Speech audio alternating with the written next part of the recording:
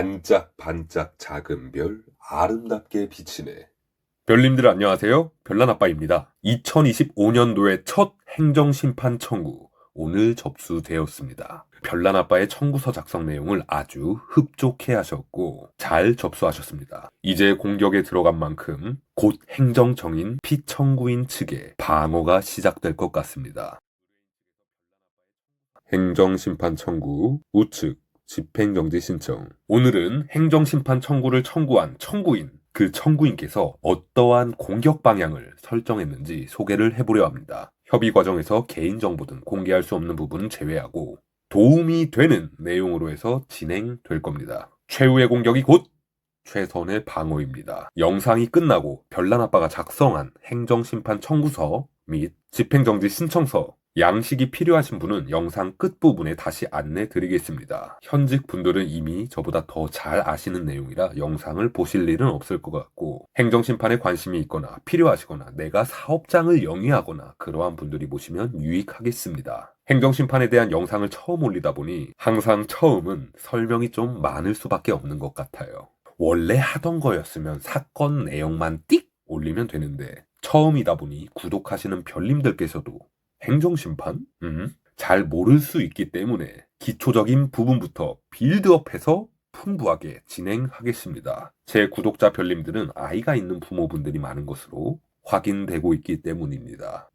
오늘 진행 순서 목차입니다. 바쁘시면 필요에 따라 이동하시면 될 것 같습니다. 각 목차 순서별 영상 시간대는 업로드 될 때 설명란과 자막으로 타임테이블을 채워 넣겠습니다. 지금쯤 각 순서별 우측에 시간 보이시겠죠? 2025년 2월 20일 현재 시점 저에게는 안 보입니다. 영상을 단순하게 행정심판 청구했다, 우리는 이랬다, 이런 거다 식으로 제작하면 별님들에게 도움이 안 됩니다. 검색하면 다 나오는 내용이 중요한 게 아니라 행정심판을 잘 모르는 분들이 많기 때문에 목차 1번에서 3번까지는 기초적인 지식편이고요. 4번에 이은 5번, 6번까지는 이 사건을 진행함에 있어서 진행 과정의 심리적인 흐름, 어떤 식으로 사안을 돌파했는지, 어떤 생각을 갖고 접근했는지 등등 그런 것들을 쉬운 용어로 풀어가며 풍부하게 진행해드릴 예정입니다. 그래야 체득이 되시고 본인이 그걸 가져가서 사안이 달라져도 적용시킬 수 있기 때문입니다. 이 영상을 보시고 본인의 동네에는 어떠한 행정심판 전문가가 있는지 찾아봐도 좋으실 것 같습니다.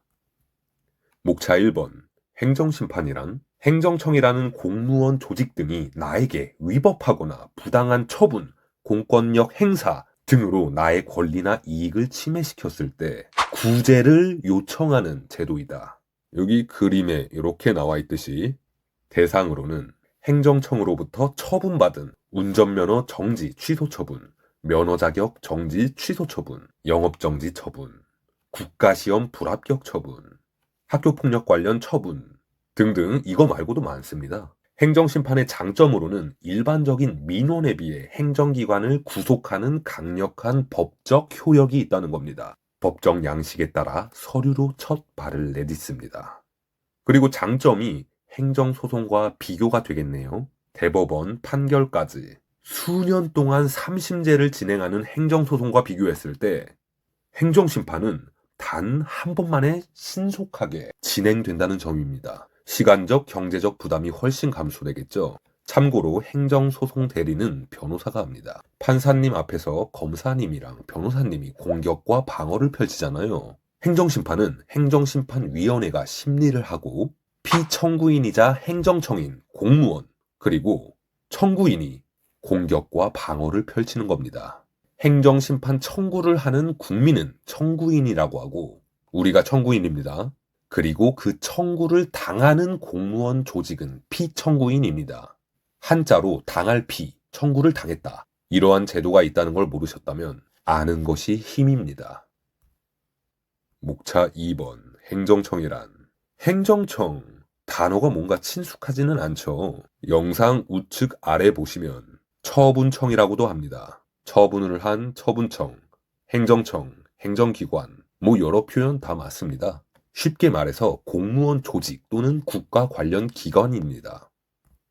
이건 좀 된 자료인데요. 기본적인 국가 공무원 조직도입니다. 여기 나와 있지 않아도 상당히 많습니다. 공무원이 지방공무원 조직도 있고 정말 많아요. 다 행정청입니다. 우리에게 가장 친숙한 동사무소에는 행정심판 청구할 일이 거의 없긴 한데, 그래서 민원을 주로 받는 동사무소도 공무원 조직이고 구청, 시청 다 행정청입니다. 학교가 내 자식한테 부당한 처분을 했다? 행정청입니다. 교사분들, 교장쌤 다 국가 공무원이시잖아요. 어찌됐든 행정청으로부터 부당한 처분을 받았으면 행정심판 청구를 떠올리시면 됩니다. 계속 처분 이러는데 말이 좀 어렵죠. 처분은 공무원 조직이 나한테 뭔가 종이문서 같은 걸 날린 겁니다. 영화 같은 데서 나오는 빨간 딱지 같은 시겁하게 만드는 통지서를 나한테 날렸다고 생각하시면 됩니다. 화면 같은 경우 구청의 처분에 대한 게시문인데요. 이렇게 행정청이 어떤 특정한 집단이나 개인에게 법률상 규제하는 상황을 만드는 거죠. 서울특별시장, 인천광역시장, 부산광역시장, 이 정도 지방자치단체, 지자체라고 하죠. 파워까지 엄청납니다. 다 행정청입니다. 이들로부터 어떠한 처분을 받으면 행정심판 청구를 하게 되고, 그 청구를 한 사람은 청구인이 되는 겁니다. 우리가 청구인, 행정청은 피청구인. 지금까지 행정심판의 의미, 행정청의 의미, 청구인과 피청구인의 의미까지 설명이 된 것 같습니다. 이게 이해되어야 본론까지 연결이 될 것 같습니다. 그렇다면 목차 3번 행정심판의 필요성. 예를 들어 내가 사업을 영위하면서 행정청으로부터 부당한 침해를 받았다? 사업자면 처분을 한 행정청이 보통 구청이겠죠. 구청으로부터 영업정지, 영업취소, 처분을 받았다. 또는 사업자가 아니더라도 뭔가 내 삶의 권리나 의무를 침해하는 통지를 발령했다. 그러면 그 처분이 위법하거나 부당한 것을 분석하고 발견해내요. 즉시 행정심판 청구 들어가셔야겠죠. 그림에 나오듯이 편의점이든 음식점이든 미성년자가 각 잡고 속이면 진짜 모를 수도 있어요. 미성년자 때문에 원인이 되었지만 결국 구청이 영업정지 처분을 내릴 겁니다. 그 처분이 부당하다는 것을 행정청인 구청에게 연결시켜야 하는 겁니다. 나 억울한데 왜 처분했습니까? 나 사실 이러한 사실관계가 있습니다. 주장해서 구제받아야죠. 주장 안 하면 행정청은 몰라요. 행정청도 사실관계를 알아야 도와주죠. 나를 도와주게 만들어야 합니다. 맞죠? 사업자가 한 달 매출이 1천만 원이라고 가정했을 때 영업정지 2달이면 어떻게 되겠습니까? 2천만 원 플러스 알파의 수익이 날아가는 거잖아요. 그뿐만이겠습니까? 눈앞에 저런 거 다 부착하고 게시해야 합니다. 지역사회의 이미지 망가지겠죠. 그나마 이런 식으로 써서 이해라도 해줄 수 있지. 보통 그냥 영업정지 상태 이런 식으로 부착 들어가기 때문입니다. 그리고 임차료, 급여 등등 한 집안을 풍비박살 내는 겁니다.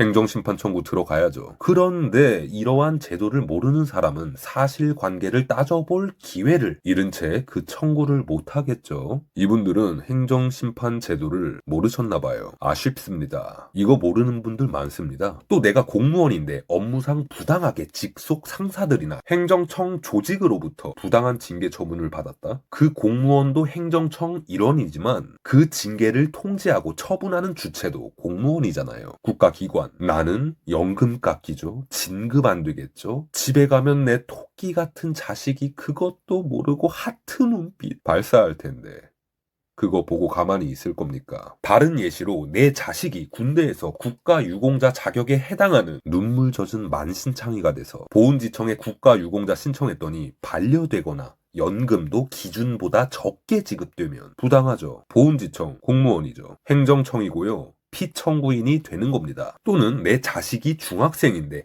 어떤 녀석한테 학교 폭력 당했는데 그 녀석 퇴학 처분을 당해야 할 대상인데도 학교에서는 서면 사과로 그게 될 일이냐. 내 자식이 그놈 계속 봐야 되면 두려움이 지속될 텐데 부당하죠. 행정심판 청구 들어가야 합니다.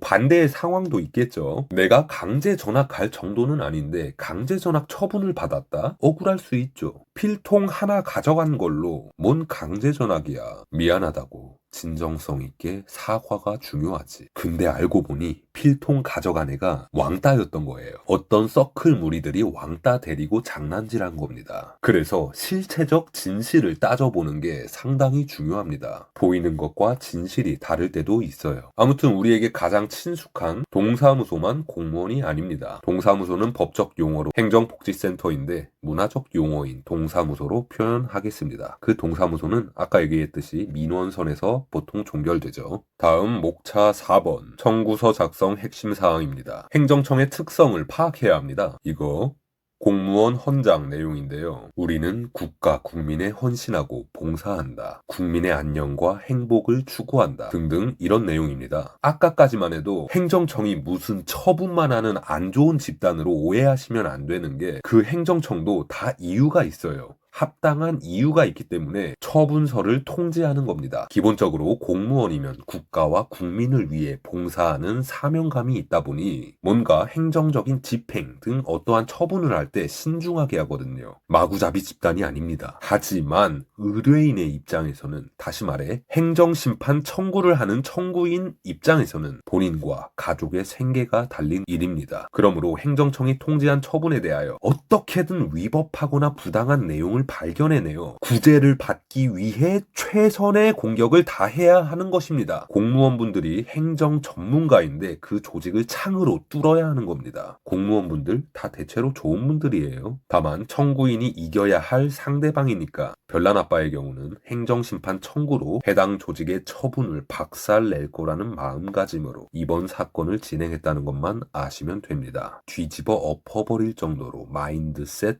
풀 가동해서 청구서 작성을 진행했다 라고 예상해 주시면 됩니다. 아무튼 공무원 조직의 특성이 그래서 뭐냐? 신사적인 사람들이라는 겁니다. 근데 그게 뭐? 이것은 뒤에 계속 들어야 이해가 됩니다. 나중에 목차 5번까지 연결되어야 이해가 돼요. 계속해서 청구서 작성 핵심 사항을 들어가기 전에 절차를 알아야 합니다. 그래야 이상적인 청구서 작성이 완성됩니다. 처분서를 받았을 때 그 이후 주요 절차로는 여기 아래 사람 그림으로 송부, 송달, 재결 어려운 단어 많은데요. 이런 건 작성자나 알면 되는 거라 벌써 설명까지 들으실 필요는 없고, 상단 빨간 박스 주요 절차 보겠습니다. 알파벳 A 청구인의 행정심판 청구로 공격을 하고, B 처분한 행정청은 방어를 하고, C 행정심판위원회가 두 입장을 모두 심리를 합니다. 누가 더 설득력이 있는지. D 최종적으로 재결, 다시 말해 판결, 결론을 내립니다. 공방의 구분은 방어라고 해도 되는데 최후의 공격이 곧 최선의 방어라서 중요하지는 않고, 이 심리를 하는 행정심판위원회는 당연히 해당 행정청과 이해관계가 없는 상급기관입니다. 행정심판 청구는 곧 상급기관인 행정심판위원회에 청구인이 피력하는 겁니다. 위원회님, 저는 청구인입니다. 피청구인인 행정청의 처분이 위법하거나 부당하니까 제가 원하는 결과의 재결을 꼭 해주십시오 라고 하는 겁니다. 그리고 재결 단계에서 청구인인 내가 원하는 대로 결정이 나거나 원하지 않는 결정이 날 수도 있는 겁니다. 그러니 잘 싸워야겠죠. 드라마에서 판사님 앞에서 검사랑 변호사 싸우면 누가 이깁니까? 모르죠. 설득력이나 실력이나 특수한 상황이나 등등 많은 요소들이 작용해서 승패가 결정 날 겁니다. 보통 우리가 아는 선에서는 해당 행정청에 항의할 때 전화하거나 직접 찾아가고 항의하고 그러잖아요. 그건 보통 민원 넣는다고 하죠. 그 민원이 먹히면 다행인데 쉽지 않겠죠. 전화로 따져봤자 담당 공무원님은 아이고 그러셨군요. 나 참 그러니까요. 그렇게 됐네요. 아유. 요즘 엄청 신고하는 사람들이 많더라고요.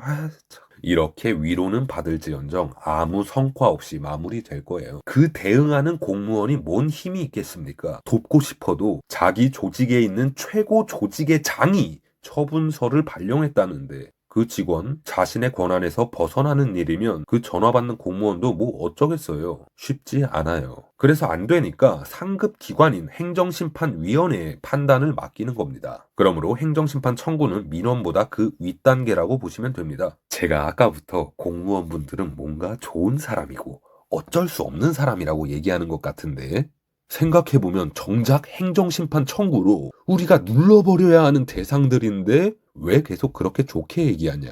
왜 그럴까요? 이거 엄청 중요한 전략을 얘기하려고 드리는 겁니다. 그 집단의 특성을 파악하는 게 가장 중요해요. 그들도 인간이라는 겁니다. 인간. 제가 가장 좋아하는 말입니다. 결국 인간이 결정한다. 인간은 감정을 표현하는 생명체라는 겁니다. 감정이 있는 사람이 결과를 판단하고 결정하는데 공무원 조직 특성상 국민이라는 단어 앞에서 약해집니다. 딱딱해 보이지만 마음속으로는 보듬어주고 싶어하고 품어주고 싶어하고 그러고 싶어 합니다. 특성 뭐였죠?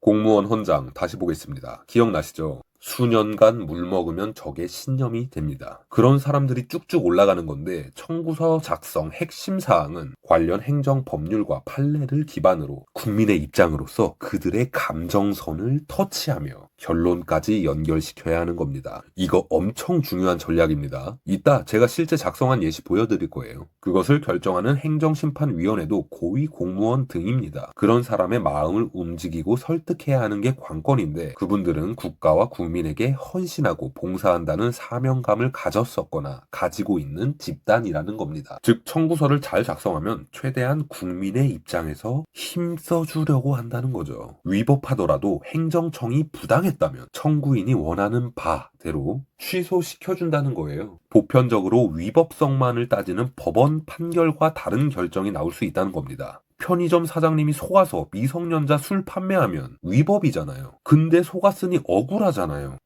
행정 법률을 기초해서 마음 울리는 얘기를 주장하면 기회를 주는 결정을 한다는 거예요. 이 공무원의 정신은 전 세계 어디든 마찬가지입니다. 공무원 조직을 상대하는 사람이면 더욱 중요하게 이해해야 하는 부분입니다. 전 세계 가장 정상의 행정청이 미국 백악관이죠. 사진은 우크라이나 대통령 젤렌스키입니다. 러시아와 전쟁 중이죠. 갑자기 젤렌스키? 뜬금없다고 생각하시면 안 되고 마지막에 다 연결시켜야 합니다. 젤렌스키가 전쟁 이후 무장된 전사의 이미지를 하고 있죠. 우측 아래 눈물을 흘리는 모습으로 국제사회의 아픔을 자아내고 있다. 감정선을 터치해 주잖아요.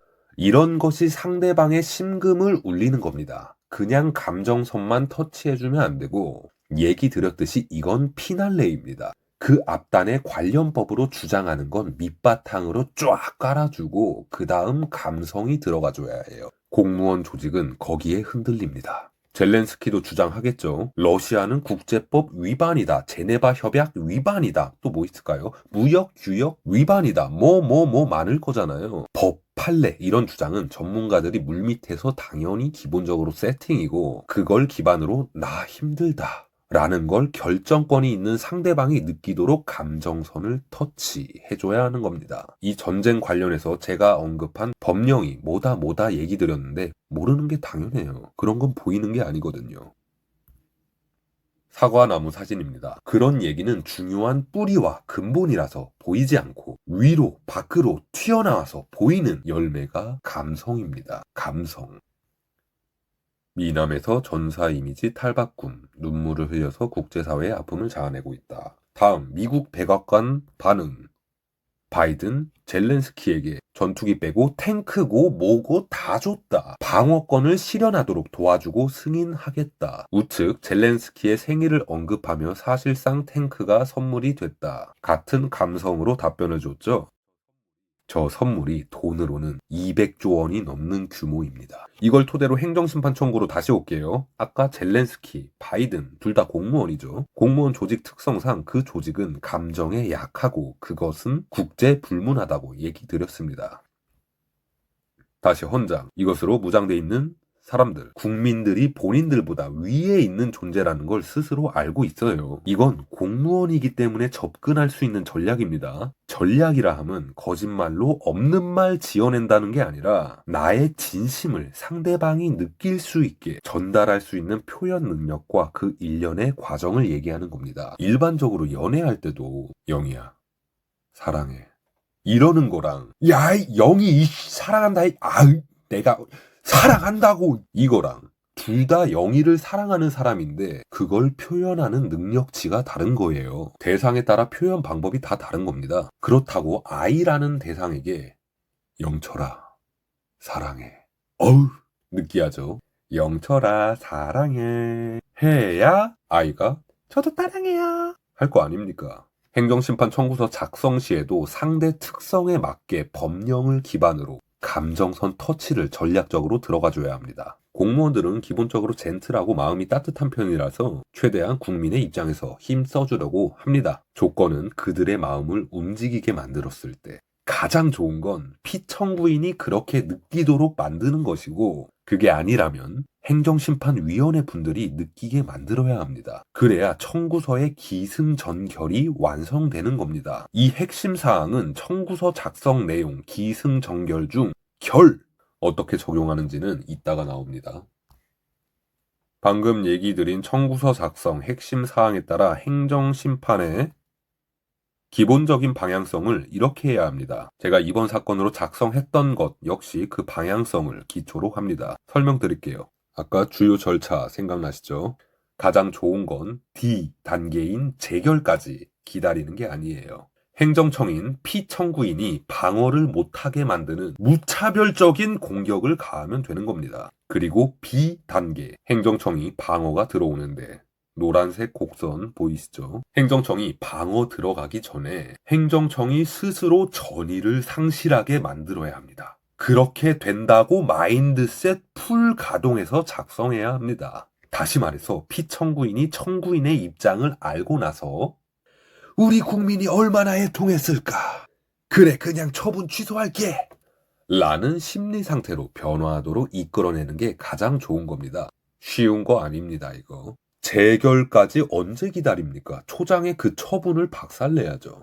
라는 마음가짐으로 해야 실제로도 청구인이 재결까지 가면 좋은 결과라도 얻겠죠. 다시 말해서 공무원 조직의 특성을 이해하고 감정선을 터치해서 그러한 결과로 이끌어야 초장에 못 끝내더라도 재결까지 갔을 때 좋은 결과로 연결시킬 수 있다는 겁니다. 그냥 하는 말이 아니에요. 공무원 상대할 때 대단히 중요한 얘기입니다. 행정심판 청구로 진실되게 잘 전달하고 녹여내면 좋은 결과로 확률이 올라갑니다. 처음 들어보셨거나 모르시면 이 방향성을 외우시면 됩니다. 그러면 제가 이번 사건 행정심판 청구서를 어떻게 작성했을까요? 아이고 봐주세요 살려주세요 그러지 마세요 저 국민입니다 이러라는 게 아니라 요약하면 이런 겁니다. 당신 이거 위법했고 당신 이거 부당하고 당신 그런 식으로 하면 우리 청구인 인생 파탄 나는데 정신 안 차릴래요? 다시 생각해!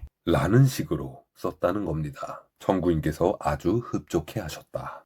참고로 이어서 이제 목차 6번 이 사건 경위 및 진행 과정을 얘기 드릴 건데요. 청구서를 작성한 사람으로서 청구인의 마음을 담아서 공격성 있게 언급하더라도 별님들은 저런 마음으로 마인드셋을 발동하며 청구서를 작성했다는 거구나. 잘 됐으면 좋겠다. 라는 마음으로 인식해주면 되세요. 괜히 동요돼서 같이 욕하고 그러시면 안 됩니다. 저는 극적인 재미를 위해 하더라도 별님들은 그러지 마십시오. 제작 목적이 그게 아니니까요.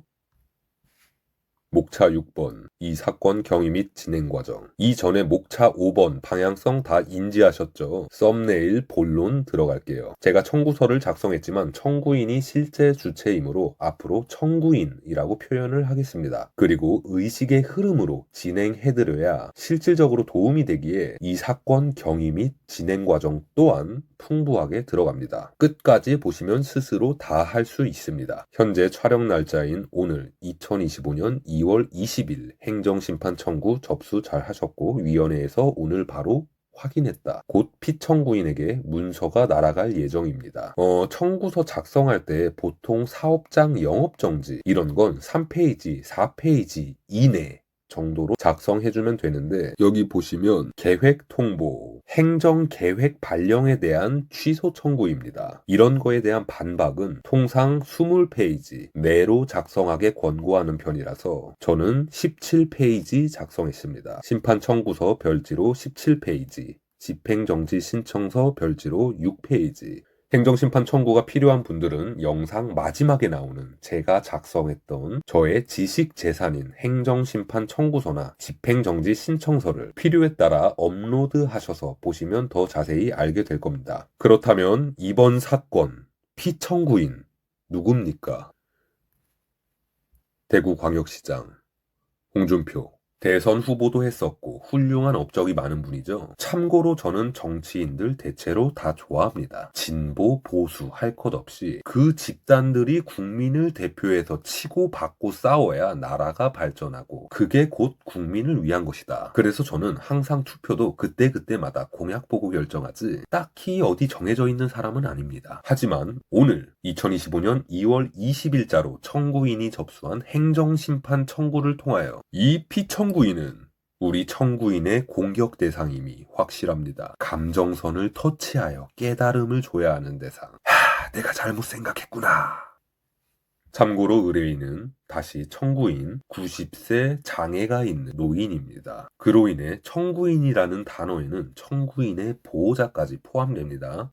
피청구인은 이 청구인 노인에게 뭔 처분을 가했을까? 청구인은 고령의 노인이시다. 청구인이 얘기합니다. 복지시설을 다니고 있는데 이제 그 시설을 이용하지 못한다네요. 이게 끝이었어요. 에? 뭔 소리지? 조금 더 확인해 봐야겠죠. 복지시설은 뭐고, 누가 처분을 했고, 누가 당했고, 청구인의 포지션이 어떻게 되는지 등등 파악을 해보니 최초 파악된 이 사건은 2025년 1월 21일 대구광역시 내에 있는 B구청이 C복지시설에게 공문으로 발령하였습니다. 공문의 내용은 작년 2024년도와 변경된 2025년도 행정계획이었고 이에 따라 C복지시설은 그 다음 날인 1월 22일 청구인에게 해당 내용을 구두로 통보했습니다. 그 변경된 계획에 따라 청구인은 더 이상 그 C복지시설을 어느 시점부터 이용할 수 없게 된다는 내용이 담겼습니다. 먼저 청구 요건이 충족하는지 머릿속으로 쓱 지나가야겠죠. 요건 세세하게 따지는 건 행정심판법 공부할 때나 하는 건데 그래도 자료를 통하여 간략히 이해를 돕겠습니다. 최초 들었을 때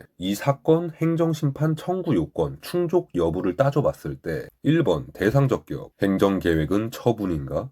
Yes. 아까 얘기 드렸듯이 그 행정계획에 의하여 청구인은 더 이상 그 시설을 이용할 수 없게 되었습니다. 기존 조례와 지침에 의하여 이용할 수 있었던 자격이 상실되는 겁니다. 그 의미는 해당 행정계획은 내부적 지침으로 그치는 것이 아니라 그 자체만으로 기존 이용자인 청구인 등 특정인들에 대하여 구속적 공권력이 발생되므로 처분에 해당합니다. 위원회가 이런 걸 알고 있다고 생각하면 안 되고 작성해줘야 합니다. 그래야 위원회가 청구서의 증거 자료를 비교하면서 이게 단순한 지침이 아니라 처분에 해당하는 사안이 맞구나 라는 생각으로 연결시켜 드려야 하는 겁니다. 위원회 분들이 기본적인 지식이 당연히 훨씬 더 좋겠지만 그 별개로 그것이 이 사건에 해당되는 사안인지 아닌지는 따져볼 수 있도록 법 판례 다 넣어줘야 합니다. 다음 2번 청구인 적격 B구청이 C복지시설에게 행한 행정처분이므로 처분을 받은 당사자는 C복지시설이죠. 그런데 그 시설을 이용하는 청구인이 행정심판 청구 자격이 되는가?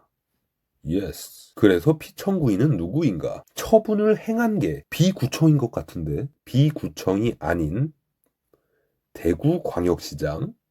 엽스. 먼저 2번 청구인 적격 제3자 행정심판 청구된다. 기본적으로 처분을 받은 당사자인 C복지시설이 행정심판 청구를 하는 거긴 하죠. 그러나 판례상 행정처분의 직접 상대방이 아닌 제3자라도 해당 처분으로 인하여 법률상 보호되는 이익을 침해당한 경우 대상 적격을 인정하므로 제3자 행정심판 청구 가능하다. 다 청구서에 넣어줘야 합니다. 사고 흐름 서포트 완료. 그냥 단순하게 다 전문가들인데 제3자 행정심판 청구 가능한 거 알겠지 이렇게 생각하고 이런 거 누락하면 안 됩니다. 사안에 따라 안 되는 것도 있는데 이 사건은 가능하다는 것을 어필해줘야 해요.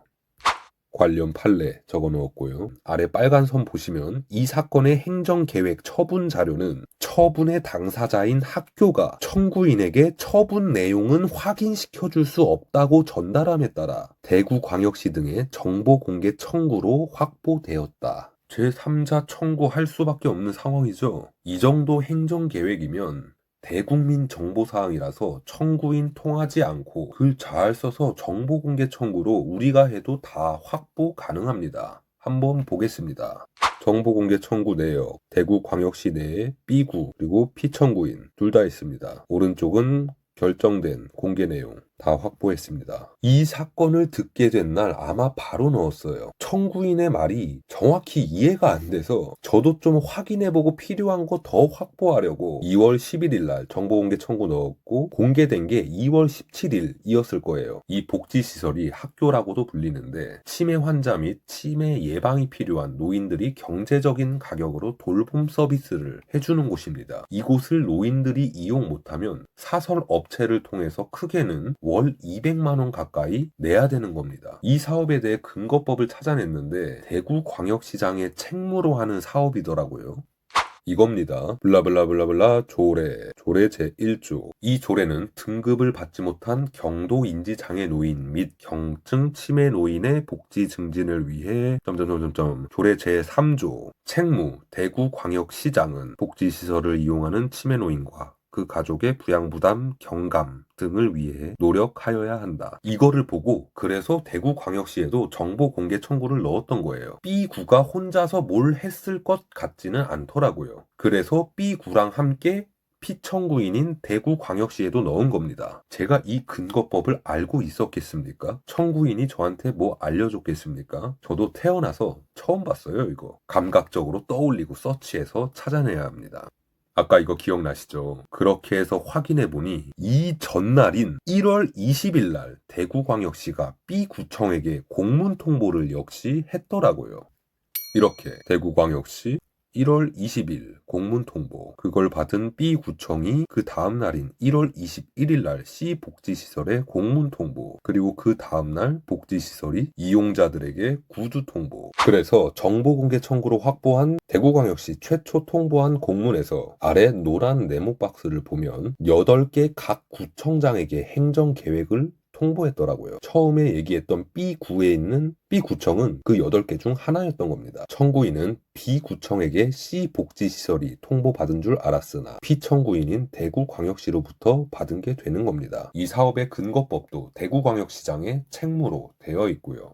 그래서 아까 했던 거 다시 3번, 피청구인은 B구청이 아닌 거죠. 실질적인 이 행정계획의 주체는 대구광역시장이 피청구인이 된다. 이런 거 청구서에 다 담아줬습니다. 이 사건 처분에 대해 청구인은 1월 22일 날 복지시설로부터 구두 통보받았고, 통보받아도 노인이 뭐 알아들으시겠습니까? 그 가족이 2월 초인가 그때 확인한 것 같아요. 제가 2월 11일경 해당 내용 문의를 받았고 몇 시간 동안 좀 뒤져보다가 그날 바로 정보공개 청구부터 시작했다. 다시 정보공개 청구 상세 내역 오른쪽 보시면 25년, 24년, 2개년치를 다 요청해서 받았습니다. 청구인에게 어떤 권리를 침해했는지 알려면 올해 발표 내용뿐만 아니라 전년도 발표된 행정계획까지 다 뒤져봐서 비교를 해줘야 합니다. 어떤 침해를 발생시킨 건지 사실관계를 확인해야 되기 때문이죠. 그렇게 청구서를 잘 작성해야 청구인께서 승인을 해주실 거 아닙니까? 아무튼 피청구인이 그 대구광역시 내에 있는 8개 구청에게 다 보냈다고 했죠. 그러면 아까 보여드린 이거 기억하시죠? 이게 아니라 이렇게 되는 거죠. 하나, 둘, 셋, 넷, 다섯, 여섯, 일곱, 여덟. 이 구청들이 각 지역에 있는 복지시설들에게 시복지시설도 18개 중 한 곳일 뿐이고, 즉 720명의 노인들을 특정 기간 이후에 이용 제한을 시키는 행정계획이었습니다. 새로운 사업 대상을 발굴해야 하고 뭐 어떠한 이유로 인하여 세대교체, 인원교체를 한다는 내용 같은데, 참고로 이 이용자들은 치매 환자 및 치매 예방이 필요한 인지저하자 등 고령의 노인들이라는 겁니다. 여기서 저는 엄청난 생각을 합니다. 시복지시설을 이용하는 청구인이 행정심판을 이겨서 그 행정계획을 취소시키면 직권 철회되어 전부 다 백지화될 가능성이 크고 다른 이용자 720명도 다 구제가 되겠네? 맞죠? 행정계획이라는 게 누구는 해주고 누구는 안 해주고 이렇게는 안 될 거잖아요. 반면에 여기서 청구인이 공격을 제대로 못하고 패배한다? 기각이라고 하죠. 그러면 720명이 전부 이용 못하게 하는 근거가 명확하게 되므로 청구서를 작성하기에 상당한 부담감이 있는 사건이었습니다. 참고로 저는 각 잡고 시작하면 끝을 보는 성격입니다. 누군가를 보호해야 되는 일이라면 더욱 그래야죠. 보시면 오늘 접수된 청구서에 반박 및 뒷받침으로 사용한 자료만 15개입니다. 청구인이 주요 공격 방향으로 설정한 건 크게 4가지입니다. 1번 절차적 위법의 사안 포섭. 기본 행정절차법을 기초로 사안을 포섭해서 피청구인을 당황하게 만들어서 빌드업 시작하고, 2번 예산. 이 사람들 빼면 너네 예산 다 깎인다는 위기감을 주고, 3번 피청구인의 예상 방어 논리 사전 차단. 지피지기면 100점 불태에 수집한 정보로 주도권 장악해서 전의를 상실하게 만든다. 거기에 피청구인이 답변하면서 방어하면 더욱 구렁텅이에 빠지게 만드는 덫을 친다. 4번 보호자들의 부담 가중 극대화. 이건 필살기죠. 감정선 터치. 이 외에도 위법 부당한 거 많이 넣었는데 크게 4가지로 청구인은 청구를 했습니다. 1번에서 3번까지 빌드업 쫙 올려주고 4번으로 못 박았다. 아까 목차 4번 청구서 작성 핵심 사항 때 이거 기억나시죠? 그래서 결국 피청구인 심리 상태를 어떻게 만들어야 한다? 내가 생각이 짧았구나 라는 생각으로 전환될 수 있도록 해야 합니다. 현재 목차 6번 이 사건 경위 및 진행 과정에서 이 사건 청구인의 주요 공격 방향을 설명 중에 있습니다. 이 중에서 반과로 4번부터 먼저 알려드릴까 합니다. 감정선 터치가 정확히 뭐지? 울고 불고 빌라고 얘기하는 게 아닙니다. 무조건 감정선 터치할 수 있는 상황을 찾아서 연결시켜야 합니다. 어떤 행정 법률이든지 다 연결시킬 수 있습니다. 아까 조례의 제3조 책무 보시면 대구광역시장은 이 시설을 이용하는 경증 치매 노인과 그 가족의 부양 부담 경감 및 블라블라 노력하여야 한다. 자, 감정선 터치 얘기하다가 여기서 질문 드리겠습니다. 이 치매 관련 노인들이 복지시설을 이용 못하게 되면 노인들과 보호자 가족들은 어떻게 될까요? 참고로 저는 이 부분을 청구서의 피날레로 담았습니다. 감정선 터치. 노인들은 질병이 악화되고 우울증이 증가하고 보호자들인 가족들은 그 부양 부담이 증가하겠죠. 저 시설 이용 못하면 사설업체 다녀야 하거나 돈이 없으면 집에 있어야죠. 즉 돈이 들거나 그 보호자가 자기 일 제쳐두고 수발해야 한다. 기본적으로 그렇겠죠. 자, 그런데 그건 예상일 뿐이고 팩트가 아니에요.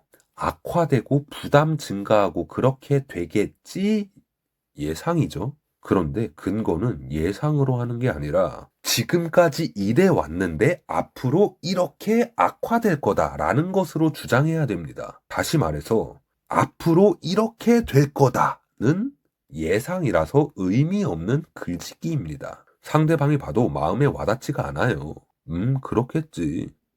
끝. 지금까지 이래 왔는데 앞으로 이렇게 될 거다 중에서 지금까지 이래 왔는데 이게 중요한 겁니다. 지금까지 이래 왔는데가 중요해요. 보호자가 노인을 위해 부양을 위해 뭘 해왔는데 이게 앞으로 이렇게 될 거다.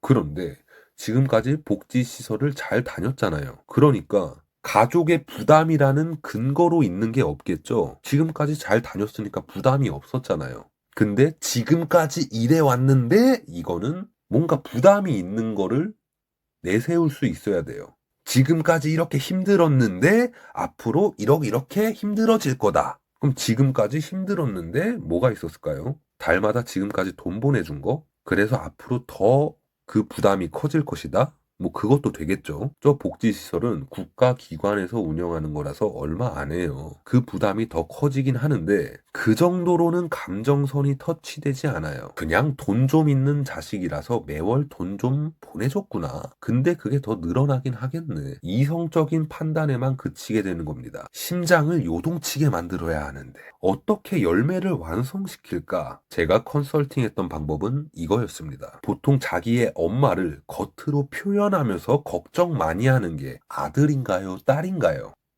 딸입니다. 평생 엄마랑 전화 붙잡고 사는 게 딸입니다. 딸. 아들은 결혼하면 자기 아내랑 자기 자식 챙기느라 정신없나 봅니다. 저도 저희 엄마의 아들이라서 아들 특징을 잘합니다. 아들 특징. 자기 필요할 때만 찾음. 그리고 저도 아들이 2명 있는데 얘네들은 그냥 제가 당연한 존재입니다. 고마운 줄 몰라요, 얘네는. 저 자고 있으면 배에 점프해서 아프게 하고 자기 위주야 매일. 아무튼 근데 딸은 달라요. 딸은 엄마가 아프면 엄마 괜찮아? 엄마 아프면 안 돼? 엄마 뽀뽀 이러잖아요. 그 마음이 평생 간다고요, 딸은. 청구인은 딸이 있었습니다. 그래서 어떻게 열매를 완성시키려고 했는가? 청구인의 딸을 확인한 이유는 아까 얘기한 지금까지 이래왔는데 앞으로 이렇게 될 거다. 의 근거가 필요했습니다. 책무에 대구광역 시장님이 가족의 부담을 경감시키는 것이 책무라고 했잖아요. 저는 청구인과 딸과의 반년치 통화 내역 떼어달라고 했습니다. 그중 한 페이지인데요. 유선 전화로만 통화 기록이 와우. 81건에다가 총 54,000초 동안 청구인과 통화 나눈 것을 확보했습니다. 예상 적중. 여러분들 멀리 사는 엄마랑 한 달 동안 통화 몇 번 하십니까? 저 포함해서 우리 이번 주 엄마에게 전화 한 번씩 드립시다. 청구서에는 이렇게 작성했습니다. 좌측 화면, 사회적 관계 단절, 기본권 침해 이런 건 밑에 깔아놓는 얘기고요. 노란 색깔, 청구인의 보호자는 항상 걱정뿐입니다. 딸 최아묵에는 청구인에 대한 통화 발신 기록이 총 81건에다가 54,741초간 청구인과 통화를 나눴습니다. 이것은 단순한 통화 발신 내역이 아닙니다. 언제가 마지막이 될지 모르는 보호자 마음의 외침입니다. 통화 시간만 봤을 때 걱정이 많아 보이죠. 청구인 연세가 90살 장애 노인이니까 뭔 일 없는가? 아, 우리 엄마 괜찮은가? 맨날 저렇게 전화하는 거 아니겠습니까? 복지시설에라도 다니면 그 시간에 누군가의 관리라도 받지. 이용 못하면 가족들은 더 불안해지겠죠. 우측 화면, 청구인 같은 힘없고 돈 없고 백 없는 사회적 약자들은 국가와 지자체와 보호자들인 가족들이 함께 지켜나가야 합니다. 근데 제가 명절에 청구인이 가족들과 함께 있던 동영상 싹 다 받아냈는데 이런 장면이 포착됩니다. 청구인의 딸이 청구인 손을 잡으며 엄마 죽을까봐 매일 운다 집에서 라는 장면을 포착합니다. 와, 저는 그 영상 보자마자 이거 끝났다고 봤어요. 동영상이 촬영될 당시에는 해당 딸은 피청구인의 처분에 대해 알지도 못할 때입니다. 아까 가족들은 명절 지나고 2월 며칠 초반에 인지했다고 했죠. 그리고 청구인의 가족들은 해당 처분을 알았을 때 가슴이 찢기듯한 고통과 슬픔을 얻었습니다. 이거 나중에 피청구인이 보시면 가슴 쓰릴 것 같지 않나요? 진심이 닿길 바라겠습니다. 아무튼 그로 인하여 불안함은 더욱 증폭될 것이다. 지금까지 이래 왔는데, 지금까지 이렇게 불안해 왔는데, 불안해서 전화를 이 정도나 해왔는데, 불안해서 이렇게 손잡고 맨날 울고 불고, 지금까지 불안해서 손잡고 매일 울고, 보호자들이 이래 왔는데, 앞으로 이렇게 될 거다. 앞으로 이렇게 될 거다는 예상이라서 사실 중요한 게 아니에요. 이 사안에서는 그 예상을 뒷받침하는 과거의 근거가 중요한 거죠. 부모님을 걱정하는 보호자의 불안한 마음, 이거에 대한 근거가 뭐겠습니까? 이거 말고는 없어요, 사실. 그렇게 통신 기록과 동영상을 제출했습니다. 피청구인은 다시금 생각할 수 있는 기회를 갖길 바란다. 당신은 최선을 다해야 할 것이다. 끝으로 해당 처분이 취소 재결이 되어 또는 아예 직권 취소되어 향후 피청구인은 각 8개 구청에 행한 통보에 대하여 직권 취소하시어 전면 재검토 수순으로 되어야 할 것입니다. 남은 여생 동안 대구광역시에 대한 청구인의 기억이 아름답길 고대합니다. 남은 여생. 야, 이 과장들 다 소집해. 얼른 바로 취소 때려. 눈물바다. 그랬으면 좋겠습니다. 이하 결론. 자, 그러면 4번부터 했는데 1번 보겠습니다.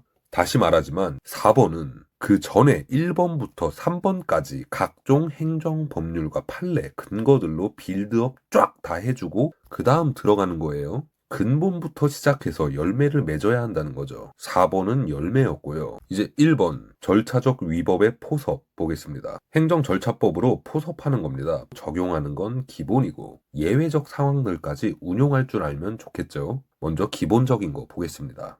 행정절차법 제21조 행정청은 당사자 등에게 미리 통지하여야 한다. 당사자는 청구인이 아니라 시복지시설이죠. 그렇다면 피청구인은 시복지시설에게 행정계획을 미리 통지해줬을까요? 자, 아까 봤던 거 최초 청구인이 한 시점은 25년 1월 22일, 그리고 피청구인으로부터 4단계에 걸친 게 3일 만에 이뤄졌다. 피청구인 측과 복지시설과의 어느 정도 장기간 상의가 있었다는 것으로 보이는 부분입니다. 정식적으로 통지하고 의견 제출 기한을 줬다면 청구인과 보호자들은 그 사전에 알게 됐을 건데 청구인과 이용자들은 저때 그냥 처음 한 거예요. 이때.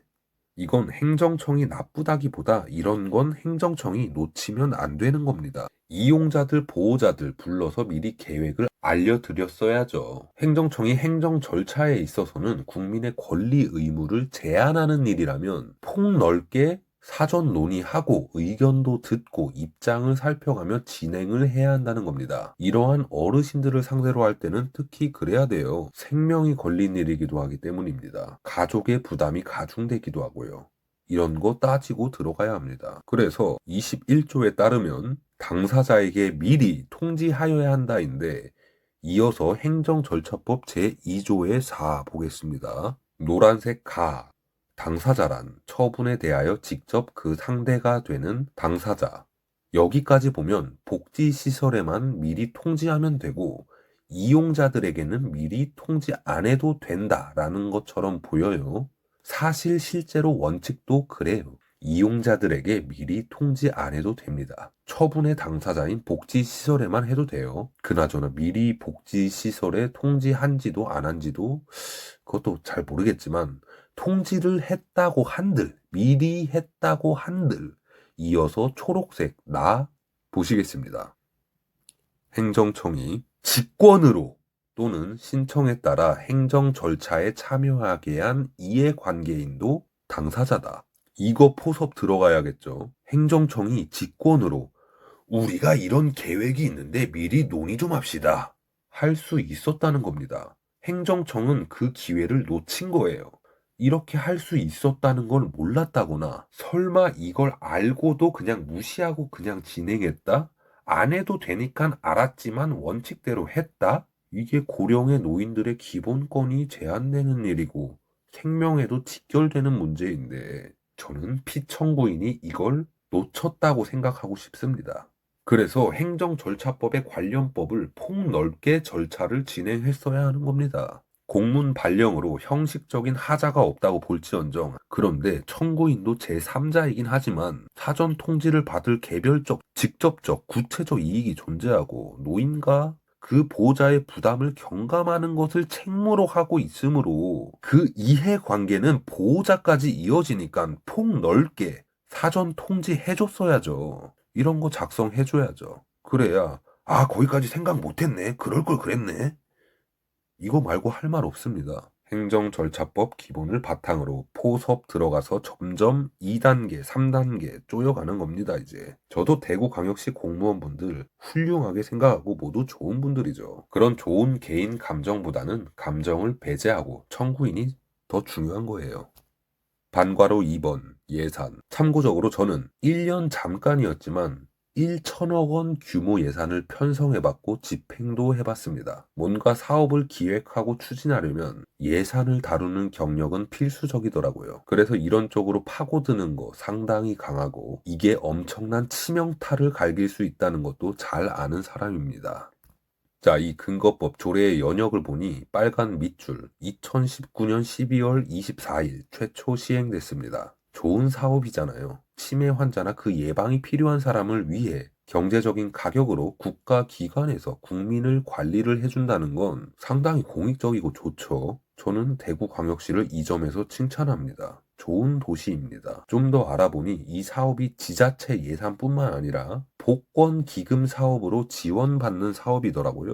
원래 이렇게 사업 대상이 하도 많아서 중간에 이 사건과 관련 없는 건 좀 편집하고 대구 부분을 끌어올린 겁니다. 그중 대구광역시의 경증 치매노인 시설 운영이라는 이 복지사업 관련 지원하는 금액이 올해 기준 1년에 43억 원 지원받습니다. 와, 엄청 많네. 이런 생각보다는 좋은 사업하고 있다고 생각해 주시면 됩니다. 우리 복권 사죠. 로또 같은 경우 2024년 기준 6조 원 정도 팔렸어요. 그렇게 복권 발행으로 조성되는 자금으로 저소득층, 장애인, 소외계층 등 공익사업에 사용되고 있는 겁니다. 이런 사업에는 수십억, 수백억 원도 써야죠. 사회적 약자 아닙니까? 국가가 보호해야죠. 로또 많이 사십시오.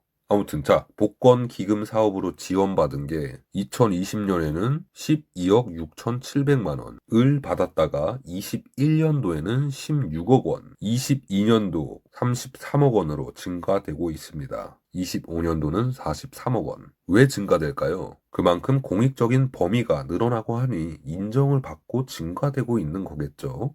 아까 법 시행 시기가 2019년 12월 24일이라고 했죠. 보통 예산을 확보할 때는 근거법과 지침과 사업 논리로 최종 기관에게 설명을 정말 잘해야 합니다. 예산 쉽게 안 줘요. 일반적으로 최종적으로 기획재정부가 기편성을 매년 12월 달쯤 확정짓습니다. 그런 것처럼 복권 기금 사업도 마찬가지로 예산을 가져올 때 어떤 식으로 수행해왔는지 짐작이 되는 부분입니다. 2019년 조례 시행이니까 2020년도 예산이나 이런 건 이미 편성이 완료됐으니 21년도부터 이 근거법을 통해서 예산 지원을 받고자 엄청 노력해왔을 겁니다. 이렇게 얘기했겠죠. 우리 치매 환자 관련 복지 사업 하는데 작년 19년 말에 법 시행했어. 우리 이용자들 지원해 주려면 우리 이 정도 필요하다. 지원 좀 더 줘라. 했을 거라는 겁니다. 21년도 16억 원밖에 안 돼서 부족하더라. 우리 조례 봐라. 얼마나 좋냐. 더 필요해. 이렇게 해서 22년도 쫙 올라갔겠죠. 이걸 찾아보고 안 것보다는 조례 시행 시점이 19년 12월인 거 보고 22년도부터 예산이 많이 올라갔을 것이라는 사업이겠다 짐작은 했는데 정말 찾아보니 맞아 떨어졌어요. 사업 설명 잘했겠죠. 저는 이게 문제라고 생각은 안 하고 잘한 거라 생각합니다. 그렇게 하지 않으면 예산 이렇게 못 받아요.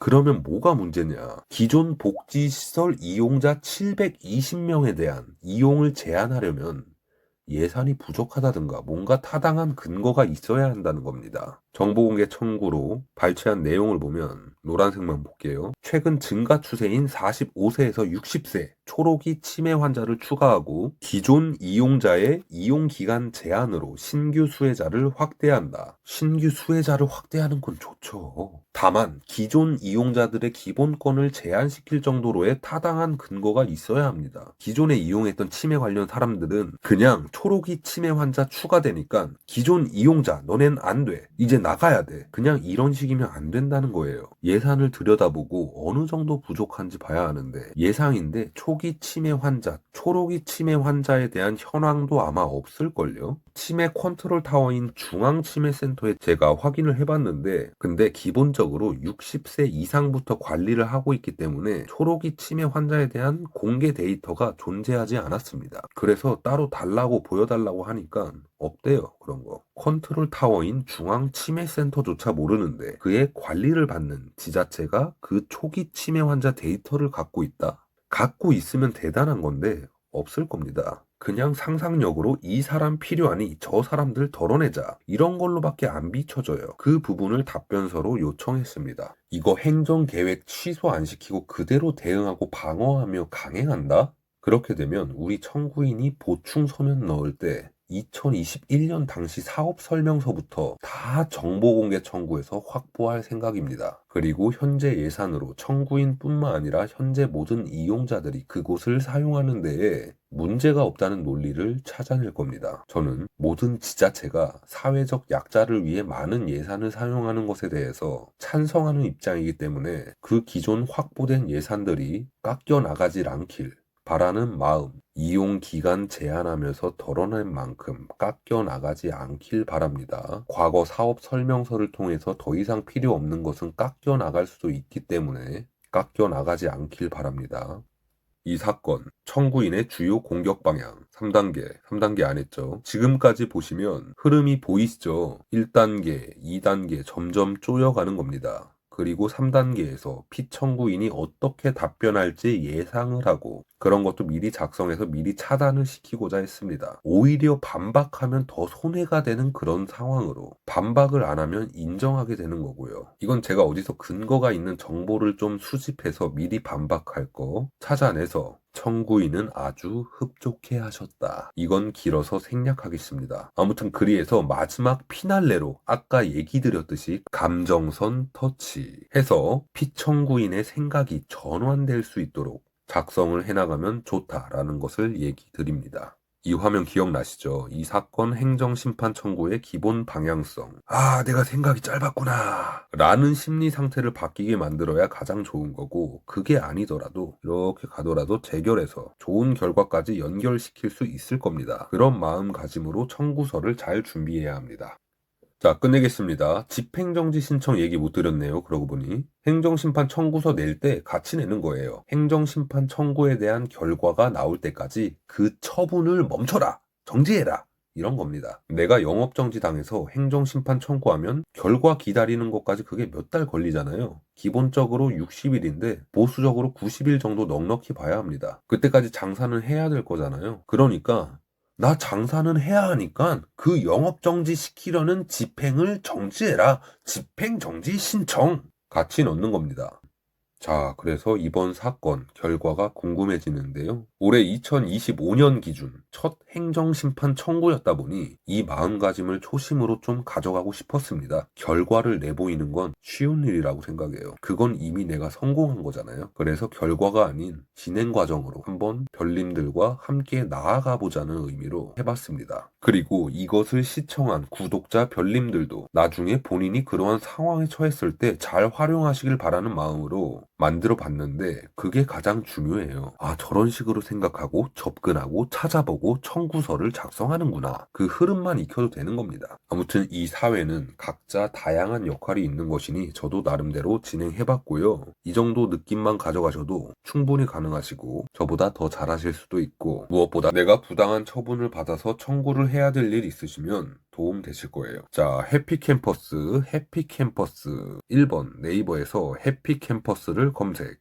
2번 접속하신 해피캠퍼스 사이트에서 아래 검색어를 입력하시면 저의 지식재산이 나옵니다. 개인정보 관련된 내용이나 제가 활용하는 거에서 청구인이 원하지 않는 부분은 다 처리했고요. 특정되는 건 다른 단어로 대체하기도 했습니다. 좀 어떤 건 단어가 어설퍼지긴 했는데 크게 문제는 없어요. 이게 업로드가 상당히 까다롭게 검토합니다. 잘 안 올려줘요. 행정심판 청구서 별지는 17페이지, 집행정지 신청서 별지는 6페이지가 되겠습니다. 이게 달랑 문서 한 쪼가리가 아니라서 금액 범위가 정해져 있더라고요. 참고로 이 결과가 청구인의 바람대로 좋은 결과로 이어진다면 저의 지식재산 가치는 수정될 겁니다. 주식이 상장되면 가격이 오르듯이 저의 지식재산의 가치도 지금보다 더 오르길 기원합니다. 네, 더 좋은 내용으로 찾아뵙겠습니다. 감사합니다.